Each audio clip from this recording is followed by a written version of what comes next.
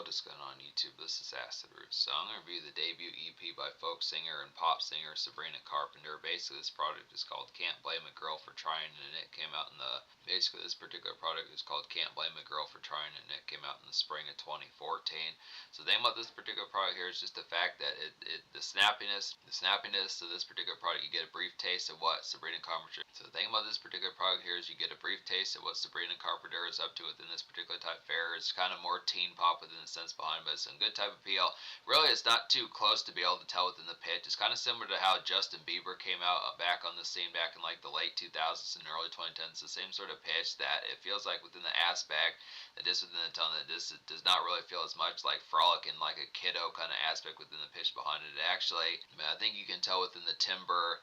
You can tell within the timbre of Sabrina Carpenter's voice that she does sound like 14, 15 within the tone, but some good type of appeals of this, that the lyrics and the way it's conveyed about these particular songs is pretty affable within the sense of being like some affable pop type music that does have some timeless type of appeal about it. So it's a good aspect being able to get that here, good start for like a pop singer as far as this pitch can happen. Now she did get a lot larger on the scene, and particularly in 2024 was a pretty big year for her. I want to say 2023 was as well as far as this pitch can happen. She's starting to come on the scene a lot more as far as those pairs are going to happen. But initially she kind of reminds me of Taylor Swift within the pitch as far as those aspects going to go. There's some folksy kind of ness on here, basically like a female version of Justin Bieber, some of that type fare. Just seemingly, I don't know if she plays guitar, some of that type fare within the pitch behind it, but it's just the sort of concept when you think of projects by Justin Bieber like Believe Acoustic and like My World Acoustic, some of those particular type ones just has some of that basic summer frolic. It's just the 2010s version of like that typical kind of acoustic kind of folk malaise of the acoustic kind of folk malaise of pitches of like where you listen to music after work shift in class and pitches like that after about 4 o'clock, 5 o'clock p.m. as the sun's starting to set. This really, you can tell by the album cover that this is just like some sunset gazing type music just in the pitch. Not too much real frolic on this particular product. It does have frolic. This particular EP does have frolic on it, but it's within the pitch of just a little bit more in like a folksy type sense just in the pitch. Probably something that you'd expect from like Taylor Swift and Miley Cyrus. Probably something you'd expect from Taylor Swift and Miley Cyrus and more teenage type fare within the pitch, but it does within some good appeal. So it's pretty affable within the sense, has the timeless type appeal within the tone. Now it's not going to get a classic score, but it's just the concept. If you don't thoroughly enjoy every single one of these 4 songs in here, it just snatches the score a bit within the tone. But I do recommend at least 2.5 off this particular product. So that's kind of the tone about it. The vast majority of it is recommendable. It's just kind of within the pitch as far as saying the tone behind this particular product is it's a little bit more tied down within the pitch as far as those fares going to happen. Apart from like the last song you hear on this particular project, which is Best Thing I Got, that's the closest thing to like some relative jangle as far as those pitches would kind of go, just within the aspect of something that has a little bit more contemporary kind of balance and a little bit more social festivity. Most of this is just kind of the relief of just like some concepts of like the basic kind of melding within the aspect of just after work shift, just concepts and terms.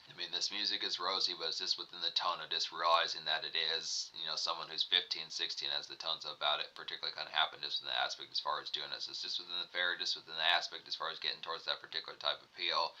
But I look within the tone as far as saying that this is an enjoyable type product, but it's just in a different setting as far as this first can happen. It's just a little bit more straightforward, just a little bit more melded towards makeshift type culture and just more presentable within a pitch.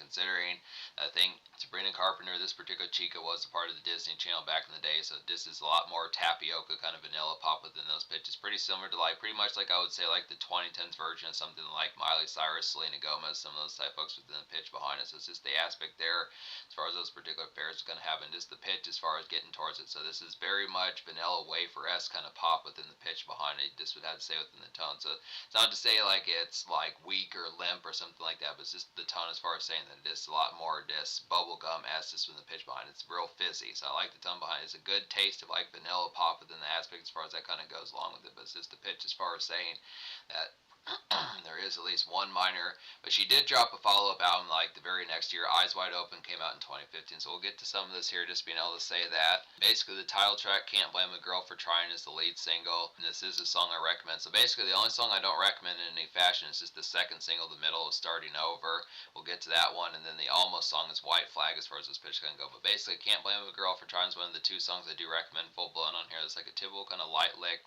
The song's like a typical kind of light licked late day summer malaise. Kind of get here, just a nice makeshift loosen up as far as this pitch kind of goes. It's just within the aspect, it's one of those typical type ones you got from Rihanna, Taylor Swift. One of those type makeshift songs that you get from Rihanna, Taylor Swift, Kelly Clarkson, Avril Lavigne, some of those type fairs. Just that typical kind of sunset gazing kind of haze just within the pitch behind as far as those aspects going to go. Just like 3:30, 4 p.m. Just the concept of like, all right, tasks are done, taking care of the relief of just the kickback and some of that type fair, just the aspect to kind of hang out type pitch within it. Now, it's done within a teen pop, kind of vanilla pop type sense within a real kind of basically kind of bubbleyum kind of just aspect to kind of delightfulness about it, but it's just a good type concept. Just it's very sugary sweet within the aspect, but it's a good type tone kind of get within some of that particular type fair. So it's good type haze for that, just good type pitch there. Now the second single, the middle, starting over.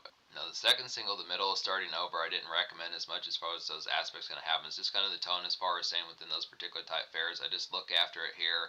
This is one that's a little bit more of like festival type music within the pitch. This is more sunset gazing within the pitch, definitely more evening type summer malaise within some of that type fair. But it's just the concept of just a little bit more outdoor activity within a sense, a little bit more social gathering just within the fair behind. Just the aspect of like a larger type appeal, something for like an actual activity going on within some of those type pitches, and not just typical kind of just you and Bella as far as those pitches can happen, but just within the tone as far as saying you just would look within the aspect as far as you just would look within the aspect of just like some healthy kind of summer commerce and pitches like that, just in an outdoor sense. It's just the tone. Didn't appreciate this one as much. Just didn't have as much full boundedness. Just I mean the concept about this, the thing about it is just in particular, it's just the healthiness factor is just not so much like a natch. The particular product is full bound because you need pop albums with like that particular appeal, just like that fizziness. But it's just kind of the concept that I just don't know the super commonness of me ever really listening to this particular song. It's just within the pitch.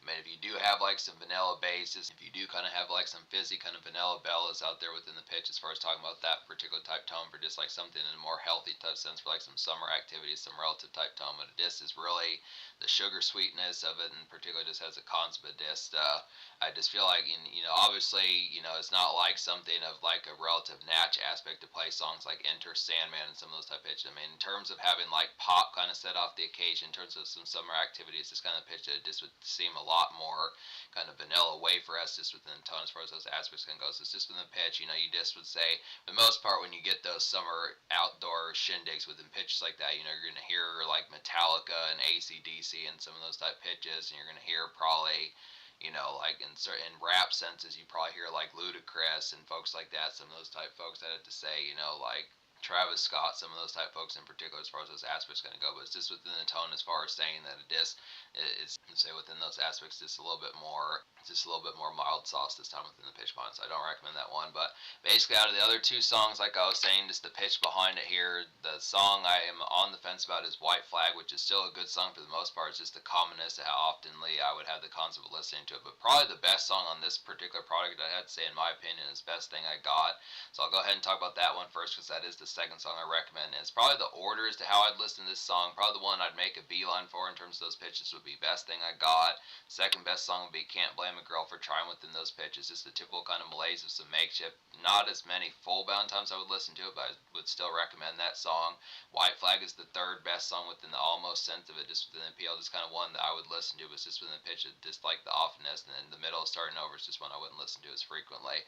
The only song I don't recommend. So Best Thing I Got's a real nice one. It's like a peppy and kind of mild spice, kind of graceful dance bounce kind of get here. Just reminds me definitely of like Ariana Grande, it had to say, within some of those type fairs, and it's like a vanilla kind of weekend hop within some of those type pitches. So it just has the aspect as far as saying just a good mild kind of get crunk within a sense. There's a little bit of jive within the pitch behind it, something for like a relative kind of turn up with some further kind of excitement, just to spice behind it. I mean, I realized that this chica here was 15, 14, 15, 16 within the tones behind it, so obviously she was not going out in like harlot type territory and pitches like that, or just full blown strip crazy and pitches of getting tore up like that. But this is kind of within the tone as far as saying that this is a good type of appeal of at least having like the aspect of like the similarities to Ariana Grande, the way she was on her Yours Truly album back in 2013. So some good type appeals for that. And then White Flag is the almost song here, just to be able to say it's like a light lick kind of dewy summer frolic to kind of get here and skip. Definitely I would feel it's like a light lick kind of dewy summer frolic and skip, I'd have to say about this particular tone. Just a stock quality kind of makeshift haze, I'd have to say, and it goes with the lead single pretty damn well. Yeah, White Flag is like a typical kind of through the motions kind of makeshift frolic just within the tones behind as far as those aspects will kind of have, and just kind of more factory within a sense. This typical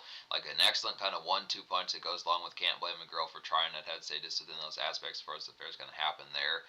It's the further concept. It's basically like a real balmy type one, just with the pitch behind this. That typical kind of endless summer gaze within some of the pitches behind this. The aspects as far as those fairs going to happen. Just simple kind of vanilla spice to that particular aspect as far as those fairs going to happen. So it's just good type tone, just within the pitch behind this real factory kind of makeshift within a sense. It is something to get through like the standard glaze and dredge or like the evening appeal, like a summery type sense. It's good type tone for that.